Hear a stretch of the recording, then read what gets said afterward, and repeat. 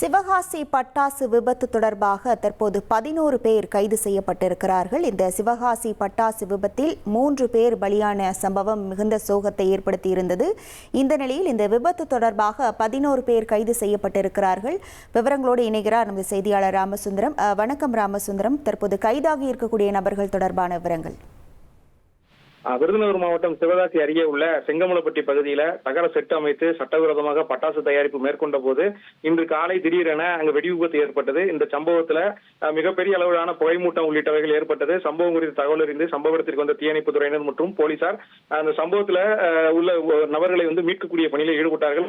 2 தொழிலாளர்கள் பலியானார்கள் மற்றும் அந்த பாதிப்படைந்தவர்கள் மருத்துவமனைக்கு சிகிச்சைக்காக அனுப்பி வைக்கப்பட்ட போது மேலும் ஒருவர் பலியாகி மொத்தம் 3 பேர் பலியானதாக அதிகாரப்பூர்வமாக அறிவிக்கப்பட்டது. இந்த சூழல்ல இந்த விவகாரம் தொடர்பாக சிவகாசி கிழக்கு காவல் நிலைய போலீசார் தீவிர சோதனையை மேற்கொண்டு வருகிறார்கள். அதாவது சட்டவிரோத பட்டாசு தயாரிப்பு தொழில் ஏற்கனவே தடை செய்யப்பட்டிருக்கிறது. அந்த மாதிரியான பணிகளில் ஈடுபடுவோர் மீது கடும் நடவடிக்கை எடுக்கப்பட வேண்டும் என அரசு எச்சரிக்கை விடுத்திருந்த சூழல்ல சட்டவிரோத பட்டாசு தயாரிப்பு தொடர்பாக தீவிர சோதனையும் மேற்கொள்ளப்பட்டது.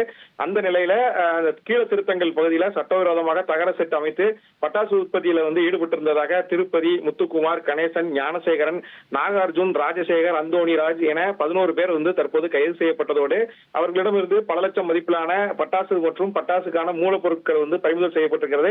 தொடர்ந்து இந்த தீவிர தேடுதல் வேட்டை நடத்தப்படும் என காவல்துறை தரப்புல தெரிவிக்கப்பட்டிருக்கிறது. சட்டவிரோதமாக பட்டாசு தயாரிப்பவர் மீது கடுமையான நடவடிக்கை எடுக்கப்படும் என எச்சரிக்கை விடுக்கப்பட்ட சூழல்ல இதுபோன்ற சம்பவங்களில் ஈடுபட்டால் கடுமையான நடவடிக்கைக்கு உள்ளாக்கப்படுவார்கள் என காவல்துறையும் கடுமையான எச்சரிக்கை தெரிவித்திருக்கிறது. விவரங்களுக்கு நன்றி ராமசுந்தரம். இனி செல்லும் இடமெல்லாம் செய்தி. தந்தை டிவியின் வாட்ஸ்அப் சேனலை ஃபாலோ பண்ணினா செல்லருக்கும் இடமெல்லாம் செய்தி. இதோ QR கோட் இப்பவே ஸ்கேன் பண்ணுங்க, ஃபாலோ பண்ணுங்க.